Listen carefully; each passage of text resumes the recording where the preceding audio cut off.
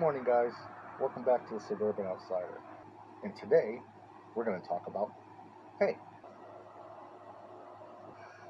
And something magical happens when you mix hay with manure. It becomes a carbonaceous pile of crap, but packed full of nitrogen. Luckily, I've got some great manure makers. Rabbits.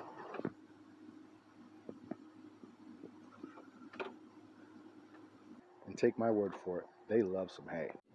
In fact, they'll even jump for joy.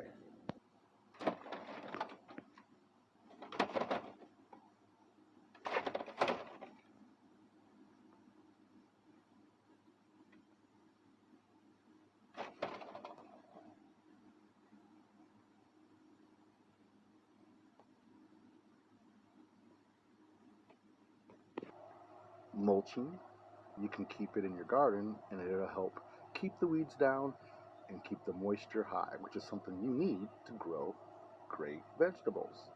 And you can mix it in with your compost. Stir that stuff around and you get hot, steamy stuff like that over there. Yum, yum, yum. Great also for your garden. The worms love it.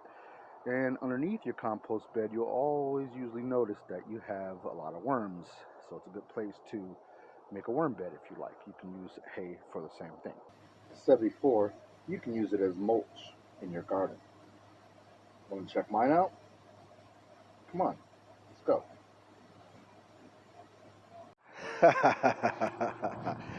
Yeah, I know it's not much. I mostly grow it for food for my rabbits. I have it in my garden, and it keeps down the weeds pretty good in my rows. So you can see the straw is working as a mulch just like it's supposed to, suppressing the weeds and holding in the moisture.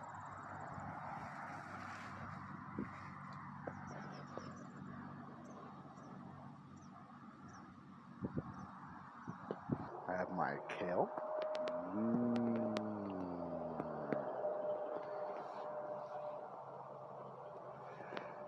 Kale is great because if you pull off the leaves by pulling them down, then they will grow back. Baby leaves. Pretty awesome. As you see here, I've picked this one up pretty good, and it has grown back almost all of its leaves, as you could tell from the lighter and darker colors. I also have cabbage, which aren't doing very well, as you can see. The snails have pretty much devoured these, so they're pretty much no good. I've got some thyme, and I have this amazing pumpkin patch that has pretty much taken over my garden. It started way over there and is just taken over. So if you want to grow pumpkins, it's probably a good idea to not put them in with your regular garden. They need a garden all their own because they just vine and branch out, as you can see all over here.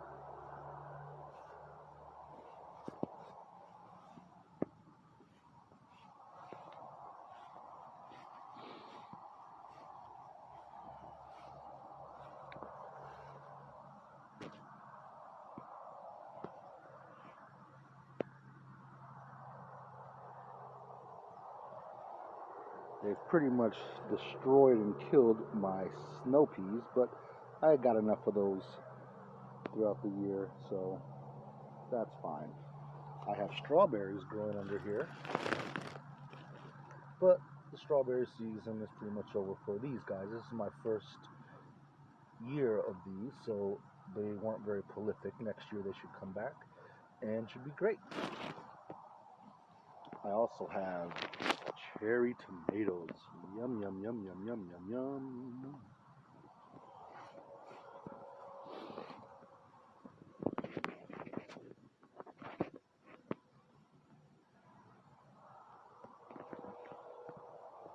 I have some romaine lettuce.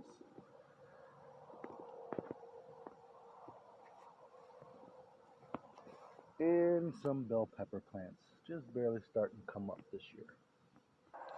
But however, in my vegetable garden, I don't want to suppress all weeds because some weeds are beneficial for your garden, especially weeds like clover, wood sorrel, um, and lamb's quarter, and purslane, etc. All those types of things, they basically put nitrogen back into the soil, which plants generally consume nitrogen for photosynthesis so that they can get bigger.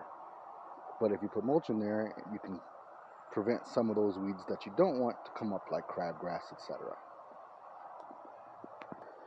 If you're feeding your pets with any of the vegetables from your garden, then it's a good idea to wash them off first and then give them to you can even let them dry out if you like a little bit, pat them dry with napkins, whatever the case may be, and then that will allow your pets to eat something clean and not something dirty with slime and sludge from snails and insects and spiders, etc., etc. So I give kale.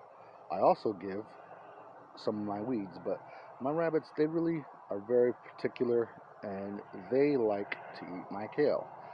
Some people will say that kale is not good for them, like that it's toxic, that it's too bitter, cause digestive problems, all kinds of different things. So you want to make sure you check your rabbits and give it. So you want to make sure that you give your rabbits just a tiny portion of anything new, especially greens, and see how that works out for them. Let them eat a little teeny bit each day and see how it works. Check their poo and see if their poo is runny or if it's solid or if it's too light in color. Then that can also mean that they're having some digestive problems, and it's most likely from what you're adding. So just make sure you add things a little bit at a time. Down here, they mix their poo with the hay that falls down. All the hay they don't eat, that they pee on and push to the ground, goes down here and it mixes up great. And all you gotta do is scoop all that stuff up together and take it to your compost or garden. And now that we've talked about some uses for hay, let's talk about hay and rabbits. If they're not eating enough hay, then you need to cut back their pellets, basically. That's just the simplest way to put it. They will eat their pellets first, and then once their pellets are gone, then they will go to their hay.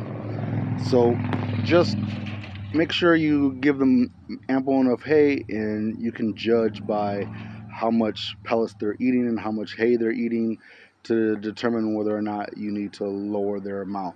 But technically, I guess, like, the standard is, as long as you have a rabbit that's less than 5 pounds, then you give them about a quarter to a third cup and of pellets, that is. And if they are over 5 pounds, like 5 to 10 pounds, then you give them a half a cup every 12 hours. And if they're bigger than that, then they're going to need a little bit more than a half a cup. But I wouldn't give them more than a cup and a half a day for a full-grown 12-pound rabbit.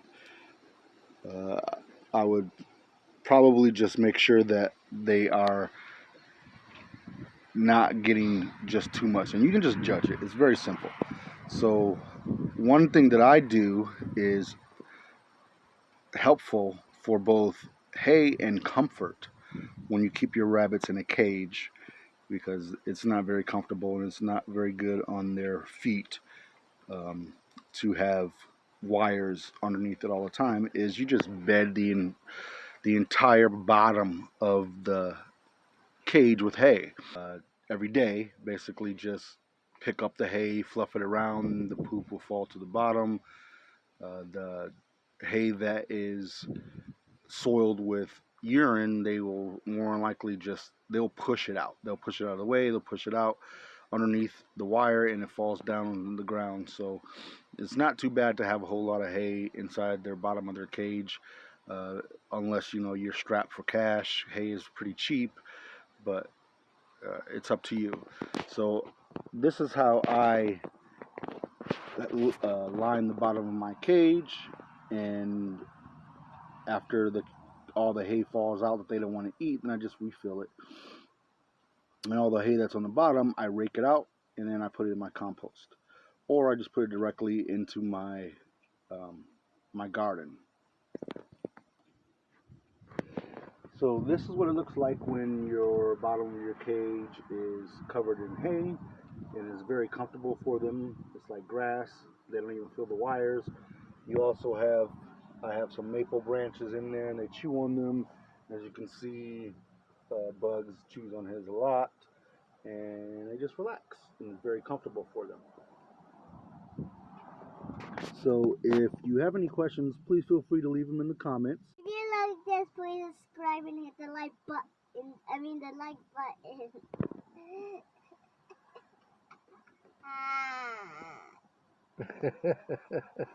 Ah.